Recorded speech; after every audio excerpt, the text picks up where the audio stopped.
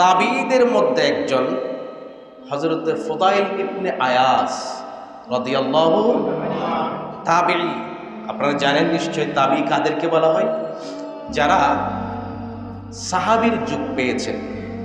একটা হলো নবীর যুগ, এটা হলো শ্রেষ্ঠ যুগ। খয়রুল কুরুনে কুরুনি, নবী বলেন আমার যুগ হলো শ্রেষ্ঠ যুগ, শ্রেষ্ঠ সময়। সুম্মাল্লাযীনা ইয়ালুনাহুম, তারপরে সাহাবীদের যুগ। সুম্মাল্লাযীনা ইয়ালুনাহুম, তারপর হলো তাবিঈনদের যুগ।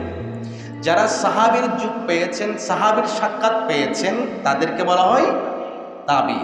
কিন্তু নবীকে দেখেন নাই, নবীর সোহবত পান নাই। সাহাবী পেয়েছেন, সাহাবীর সোহবতে বসেছেন, তাদেরকে বলা হয় তাবিঈন। তারা হলো তৃতীয় যুগের মানুষ।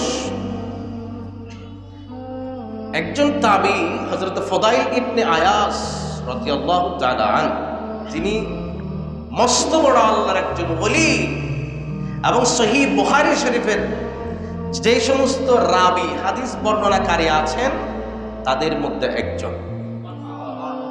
ইমামে বুখারী রাদিয়াল্লাহু তাআলা আনহুর যে উস্তাদ ইকরামগণ ছিলেন তাদের মধ্যে ফুদাইল ইবনে আয়াস একজন বিশ্ববিখ্যাত মুহাদ্দিস এবং একজন বড় উঁচু দরজার একজন আল্লাহর ওলি।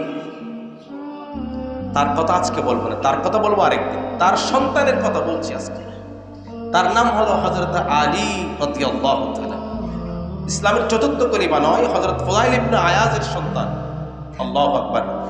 বাপ কা বেটা সিপাही का কি বলে, সিপাही का ঘোড়া।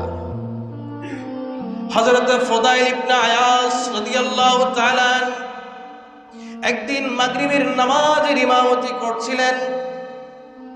তার পেছনে ছিলেন তার সন্তান হযরত আলী রাদিয়াল্লাহু তাআলা।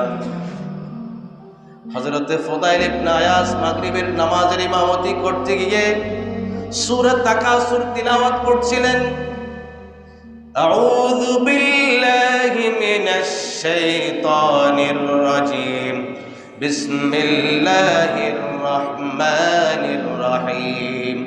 আলহাকুমুত তাকাসুর হাত্তা যুরতুমুল মাকাবির, কাল্লা সাওফা তা'লামুনা থুম্মা কাল্লা সাওফা তা'লামুন, কাল্লা লাউ তা'লামুনা ইলমাল ইয়াকিন লাতারাবুন্নাল জাহিম। এতটুকু পর্যন্ত তেলাওয়াত হয়েছে।